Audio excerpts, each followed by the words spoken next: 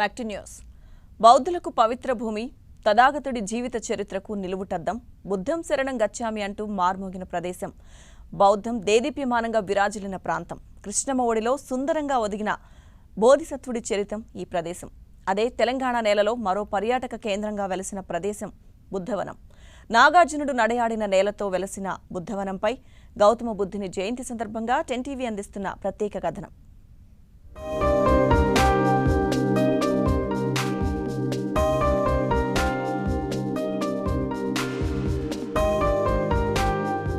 తథాగతుడి జీవిత చరిత్రకు నిలువుటద్దం ఈ ప్రదేశం.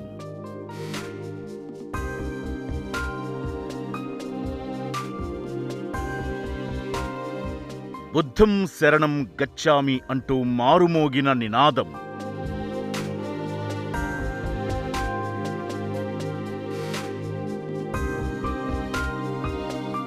శాతవాహనుల కాలంలోనే సాగరం నడుమ వికసించిన బౌద్ధం.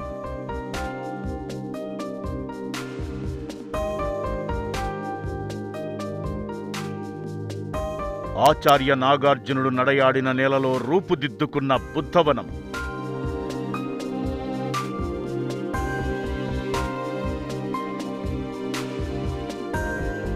బౌద్ధ వారసత్వపు ప్రతీకగా దక్షిణ భారతంలోనే అతిపెద్ద బౌద్ధ ఆధ్యాత్మిక క్షేత్రం.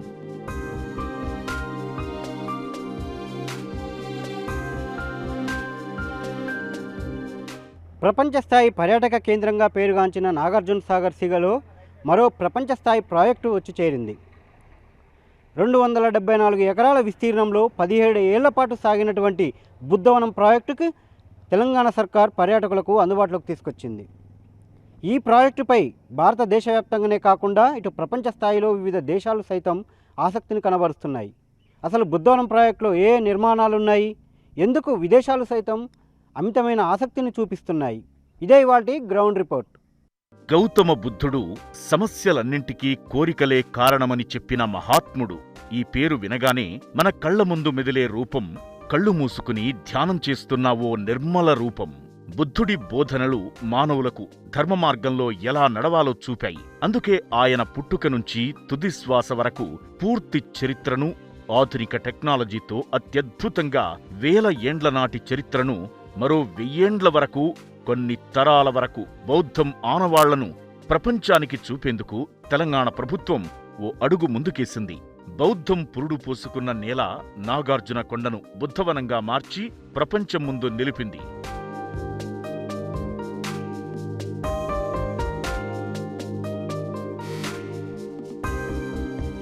నాగార్జునకొండ ప్రాంతాన్ని వారసత్వంగా కాపాడుకునేందుకు తెలంగాణ ప్రభుత్వం ఓ అడుగు ముందుకేసింది. కేంద్ర రాష్ట్రాల సంయుక్త ప్రాజెక్టే అయినా అన్నీ తెలంగాణ ప్రభుత్వమే చూసుకుంది. ఈ మట్టిలో దాగిన మన చరిత్రను వెలుగులోకి తీసుకొచ్చేందుకు, ఆ వారసత్వాన్ని కాపాడుకునేందుకు నాగార్జునకొండ సమీపంలోనే బుద్ధవనం ప్రాజెక్టును పూర్తి స్థాయిలో నిర్మించింది తెలంగాణ ప్రభుత్వం. కేంద్ర ప్రభుత్వం అరకొర నిధులు కేటాయించినా పూర్తి స్థాయిలో పనులు పూర్తి చేసి వారసత్వాన్ని కాపాడుకునే ప్రయత్నం చేసింది.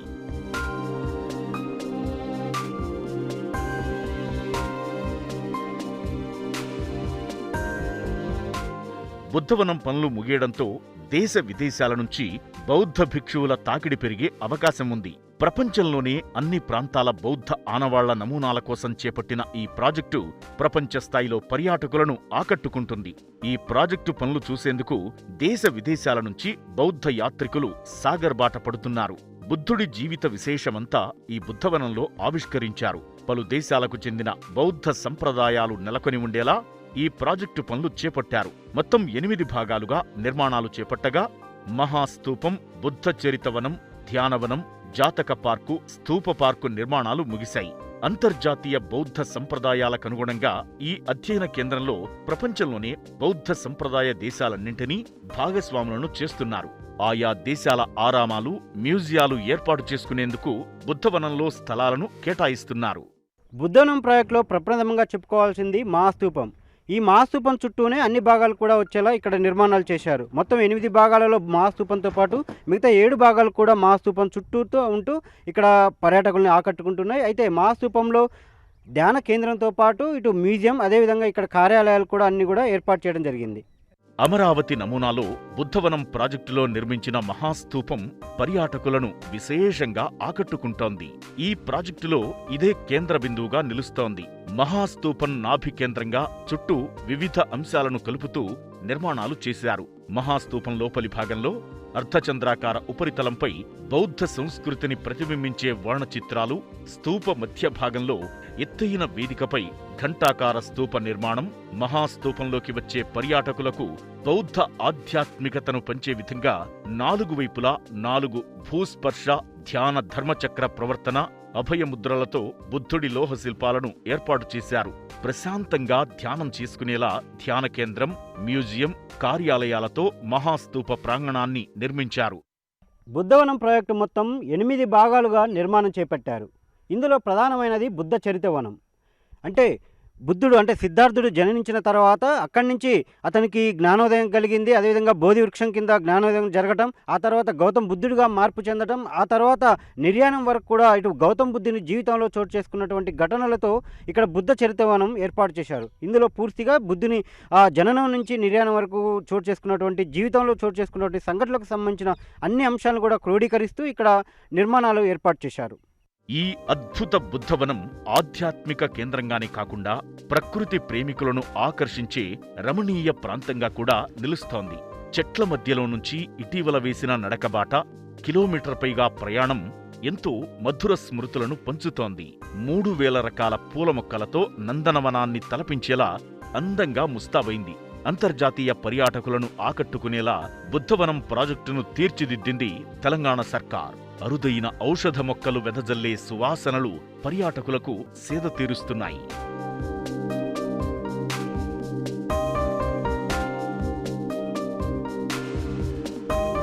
బుద్ధవనంలోకి అడుగు పెట్టగానే బుద్ధుడి జీవిత ఘట్టాలను తెలియజేస్తూ ఏర్పాటు చేసిన బుద్ధచరిత వనం ముందుగా దర్శనమిస్తుంది. శ్రీలంక ప్రభుత్వం పంపిన ధర్మగంట, బుద్ధుడి పాదాలు ఇక్కడ విశేషంగా ఆకట్టుకుంటున్నాయి. సిద్ధార్థుడు అంతఃపురంలో జన్మించడం, ఆ తరువాత జీవిత అర్థం కోసం వెదుకులాడుతూ బయటికి వెళ్లడం, జీవితార్థాలను తెలియజేసే 4 సంఘటనలు ఎదుర్కోవడం, ఆ తరువాత జ్ఞానోదయమై ఇంటి నుంచి వెళ్లిపోవడం లాంటి ఘటనలను సాక్షాత్కరించేలా నిర్మాణాలు చేశారు. ఆ తరువాత బోధి చెట్టు కింద ధ్యానం చెయ్యడం, 5 శిష్యులకు జ్ఞానబోధ చెయ్యడం, చివరకు పరిత్యాగం చెందేంత వరకు ఇక్కడ బుద్ధుడి జీవిత ఘట్టాలు ఆవిష్కరించబడ్డాయి.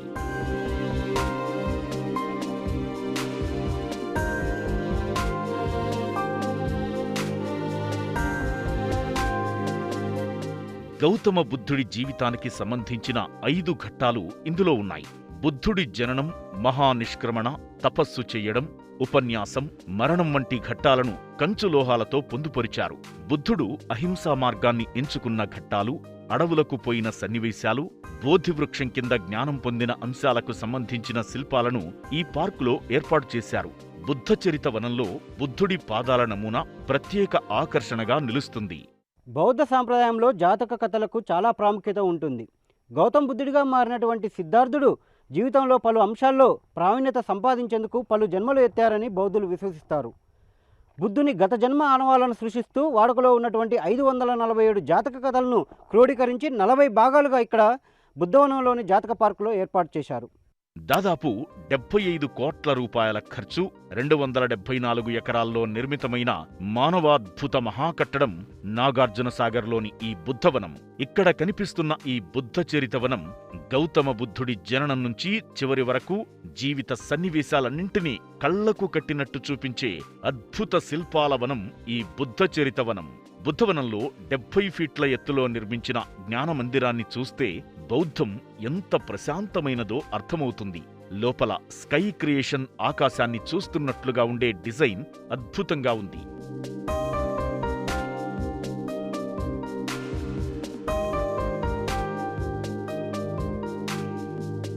బుద్ధుడి గత జన్మ ఆనవాళ్లను స్పృశిస్తూ జాతక పార్కును ఏర్పాటు చేశారు. గౌతమ బుద్ధుడిగా మారిన సిద్ధార్థుడు జన్మించకముందు కీలకమైన 10 అంశాలతో పరిపూర్ణత సాధించేందుకు పలు జన్మలు ఎత్తారని బౌద్ధులు విశ్వసిస్తారు. జాతకాలను బౌద్ధులు బాగా విశ్వసిస్తారు. నిండు పౌర్ణమి రోజున బౌద్ధ భిక్షువుల చేత జాతకాలు చెప్పించుకునేందుకు బౌద్ధులు అమితాసక్తిని కనబరుస్తారు. బౌద్ధ సంప్రదాయంలో జాతక స్టోరీలు అంతర్గతంగా ఉండడం గమనార్హం. బుద్ధుడికి సంబంధించి 547 జాతక కథలు ప్రపంచంలో వాడుకలో ఉన్నాయి. అందులో ప్రముఖమైన 42 కథలను సేకరించి వాటిని వివరించే విధంగా శిల్పాల రూపంలో బుద్ధవనంలో పొందుపరిచారు. అందుకు అవసరమైన ఆకుపచ్చవర్ణ సున్నపురాయిని కృష్ణపట్టెలోని వాడపల్లి, సత్తెనపల్లి సమీపంలోని కాట్రపాడు, మద్దిపాడు క్వారీల నుంచి సేకరించారు. 8 భాగాలుగా నిర్మాణం చేసుకున్నటువంటి బుద్ధవనంలో స్తూప పార్కు అత్యంత ఇంపార్టెంట్ అని చెప్పుకోవచ్చు. ఇక్కడ ప్రపంచంలో ఉన్నటువంటి అన్ని బౌద్ధ స్తూపాలను ఒకే చోట ప్రతిబింబించేలా వాటి రిప్లికాలను ఇక్కడ ఏర్పాటు చేయడం జరిగింది. ఇక్కడికి వచ్చిన ప్రతి ఒక్కరు కూడా ప్రపంచంలో ఉన్న అన్ని స్తూపాలను సందర్శించుకునేలా ఏర్పాటు చేశారు. మొత్తం భారతదేశంలో ఉన్నటువంటి 8 స్తూపాలతో పాటు వివిధ దేశాలలో, ఇతర దేశాల్లో ఉన్నటువంటి 8 స్తూపాలు, మొత్తం 16 స్తూపాలతో ఈ స్తూప పార్కును ఏర్పాటు చేయడం జరిగింది.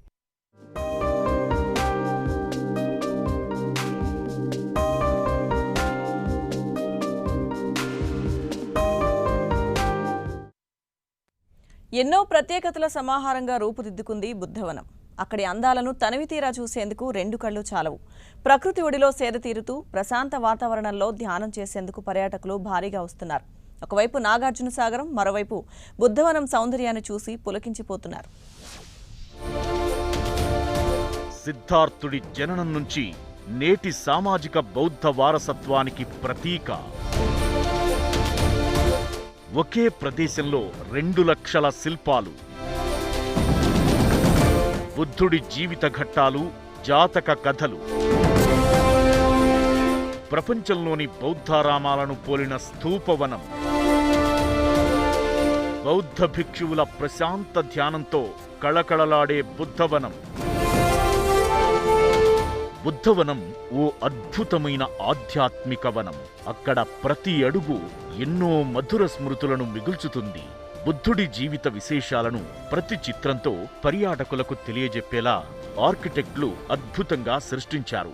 ఆయన బోధనలను తెలిపే చతురార్య సత్రాలు ఇక్కడి ప్రత్యేక ఆకర్షణ. ఇక్కడి 27 అడుగుల బుద్ధుడి విగ్రహం, ధ్యానమందిరం, మ్యూజియం, అశోక చక్రాలు, బుద్ధుడి పాదుకలు ఇలా ఎన్నో విశేషంగా ఆకట్టుకుంటాయి. అణువణువు కళ్ళు చెదిరే అద్భుత శిల్పకళ బుద్ధవనాన్ని మరింత శోభాయమానంగా నిలుపుతోంది.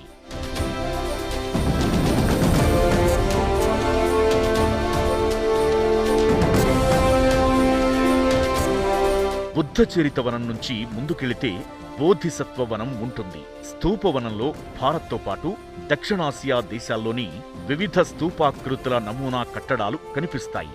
బుద్ధవనానికి వచ్చే పర్యాటకుల మానసిక ప్రశాంతత కోసం ఇక్కడ ధ్యానవనం ఉంది. బుద్ధుని జీవితంలో ముడిపడిన వివిధ రకాల చెట్లు ఇక్కడ ఉన్నాయి. 40 మీటర్ల వ్యాసార్థం, 21 మీటర్ల ఎత్తుతో నిర్మించిన మహాస్తూపం దక్షిణ భారతదేశంలోనే అతిపెద్దది. దాని కింది అంతస్తులో బౌద్ధ వారసత్వాన్ని ప్రతిబింబించే శిల్పాలు అబ్బురపరుస్తున్నాయి. బుద్ధుడి విగ్రహాలతో పాటు ఆయన జాతక కథలు, ప్రపంచంలోని ప్రసిద్ధ బౌద్ధారామాలను ఒకే దగ్గర చూపెట్టే స్తూపవనం, ధ్యానవనం, బౌద్ధ భిక్షువుల ప్రశాంత ధ్యానంతో కళకళలాడే మహాస్తూప ప్రాంగణం చూసేందుకు 2 కళ్ళు సరిపోవు.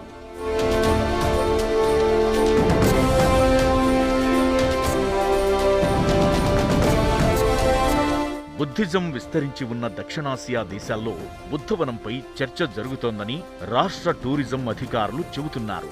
తెలంగాణ ప్రభుత్వం ఏర్పాటు చేసిన బుద్ధవనం ఒక్క తెలంగాణ రాష్ట్రానికే కాకుండా యావత్ దేశానికి తలమానికమైన బౌద్ధ సాంస్కృతిక వికాస కేంద్రమని పేర్కొంటూ వరల్డ్ బుద్ధిస్ట్ కల్చరల్ సొసైటీ నిర్వాహకులు తెలంగాణ టూరిజం శాఖకు లేఖలు రాశారు. బుద్ధవనం ప్రాజెక్టులో Buddha Charitavanam, Jataka park, Dhyanavanam, stupa park, Acharya Nagarjuna international higher Buddhist learning, lower Krishna valley park, Telugu రాష్ట్రాల్లో బుద్ధిజం, మహాస్తూపం వంటి విభాగాలున్నాయి. దీనికి సమీపంలోనే 35 ఎకరాల్లో విపశ్యన ధ్యాన కేంద్రాలు ఉండటంతో ఇక్కడే తమ ధ్యాన కేంద్రాలు, ఇతర సంస్థలను ఏర్పాటు చేసుకోవడానికి శ్రీలంక, చైనా, టిబెట్, థాయిలాండ్ తదితర దేశాలు ముందుకొచ్చాయి.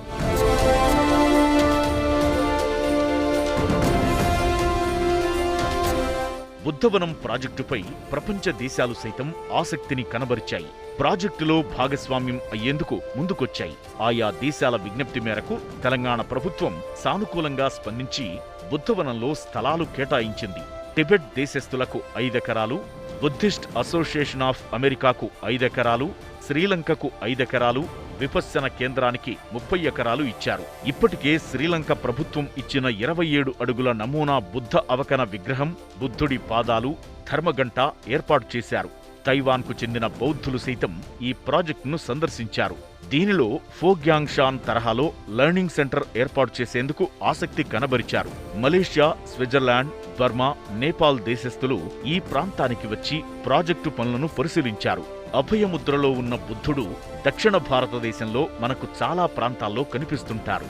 శ్రీలంకలోని అవకన అనే గ్రామంలో ఉన్న చారిత్రక బుద్ధుడి విగ్రహాన్ని అచ్చుగుద్దినట్లుగా ఇక్కడ ఏర్పాటు చేశారు. ఇక ప్రపంచవ్యాప్తంగా ఉన్న బౌద్ధ స్తూపాలను ఒకే దగ్గర ఏర్పాటు చేసేందుకు చేపట్టిన స్తూప పార్క్ ఇక్కడ కీలకంగా చెప్పుకోవచ్చు. దాదాపు దేశంలోని 5 రాష్ట్రాలు, ప్రపంచవ్యాప్తంగా 8 దేశాలలో ఉన్న ప్రముఖ బౌద్ధ స్తూపాలను ఒకే చోట ఆవిష్కరించడం అద్భుత ఘట్టంగా చెప్పవచ్చు. ఇవన్నీ ఆయా దేశాల ఒరిజినల్ కట్టడాలకు ప్రతిబింబాలుగా మనకు దర్శనమిస్తాయి. బుద్ధవనం ప్రాజెక్టులో భాగంగా చేపట్టినది ధ్యానవనం. ఈ ప్రాజెక్టు మొత్తంలో కూడా ఇది కూడా ఒక కీలక అంశంగా చెప్పుకోవచ్చు. ఇక్కడ ఏదైతే శ్రీలంక ప్రభుత్వం ఇచ్చినటువంటి 27 అడుగుల అవకన బుద్ధుడి నమూనా విగ్రహాన్ని ఇక్కడ ఏర్పాటు చేశారు. ఒక శ్రీలంకే కాకుండా బౌద్ధులు ఎక్కువగా ఉన్నటువంటి దేశాలన్నీ కూడా బుద్ధవనం ప్రాజెక్టుకు సహకరిస్తున్న పరిస్థితి కనిపిస్తూ ఉంది. ఇటు టిబెట్ కావచ్చు, అదేవిధంగా బుద్ధిస్ట్ అసోసియేషన్ ఆఫ్ అమెరికా, అదేవిధంగా ఇతర దేశాలకు సంబంధించిన ప్రభుత్వాలు కూడా బుద్ధవనం ప్రాజెక్టుపై అమిత ఆసక్తిని కనబరుస్తున్నాయి. ప్రపంచవ్యాప్తంగా ఉన్న బౌద్ధ స్తూపాలను ఒక్కసారైనా సందర్శించాలనే పర్యాటకుల గమ్యంగా నిలుస్తోంది స్తూప పార్క్. మన దేశంతో పాటు చైనా, టిబెట్, నేపాల్, పాకిస్తాన్, ఆఫ్ఘనిస్తాన్, శ్రీలంక, భూటాన్ దేశాల్లో ఉన్న స్తూపాల నమూనాలు ఇక్కడ మనకు దర్శనమిస్తాయి.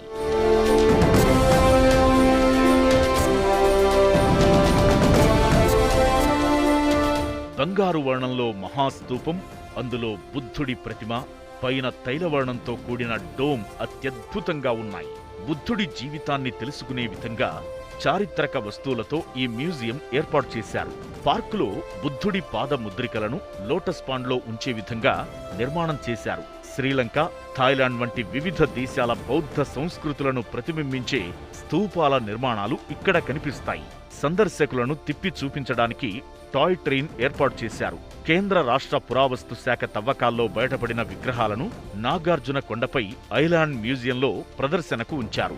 బుద్ధుడి ధాతువులను, శిల్పాలను, శిల్ప ఫలకాలను భద్రపరిచి మిగతా కట్టడాలను పునర్నిర్మాణం చేశారు.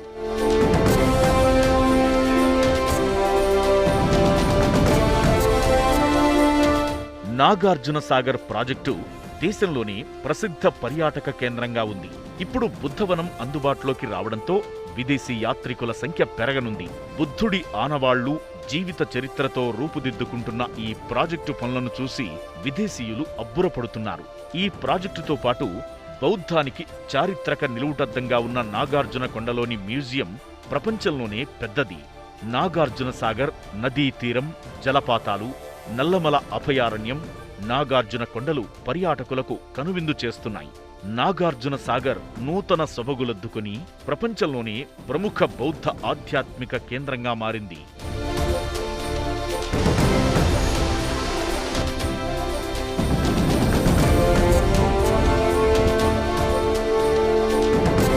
ప్రముఖ బౌద్ధమత గురువు దలైలామా బుద్ధవనం గొప్పతనాన్ని తెలుసుకుని అక్కడ ఒక రోజు ఉండి బోధి వృక్షాన్ని నాటి శాంతి పరిమళాలను వెదజల్లారు. ప్రతిరోజు పర్యాటకులతో పాటు బౌద్ధ భిక్షువులు, బౌద్ధమత ప్రచారకులు బుద్ధవనం వచ్చి ధ్యానం చేసి ప్రశాంతతను పొందుతున్నారు. బుద్ధుడి జీవిత విశేషాలను, శాంతిని ప్రబోధించే బుద్ధవనం తెలంగాణకు మణిహారంలా మారింది. జీవితంలో ఒక్కసారైనా చూడాలనిపించే ప్రదేశంగా అభివృద్ధి చెందింది బుద్ధవనం.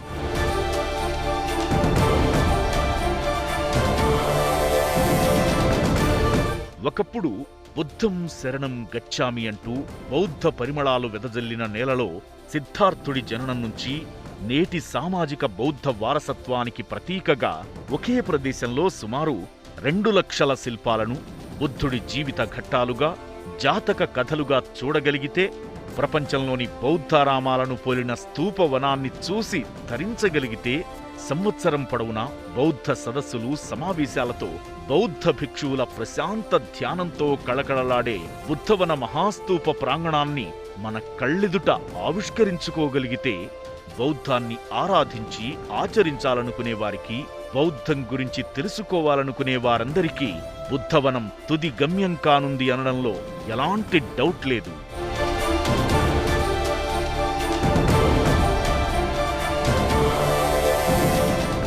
చూశారుగా, ప్రపంచ స్థాయి పర్యాటకులను ఆకట్టుకునేలా బుద్ధవనం ఎంత అద్భుతంగా రూపుదిద్దుకుందో.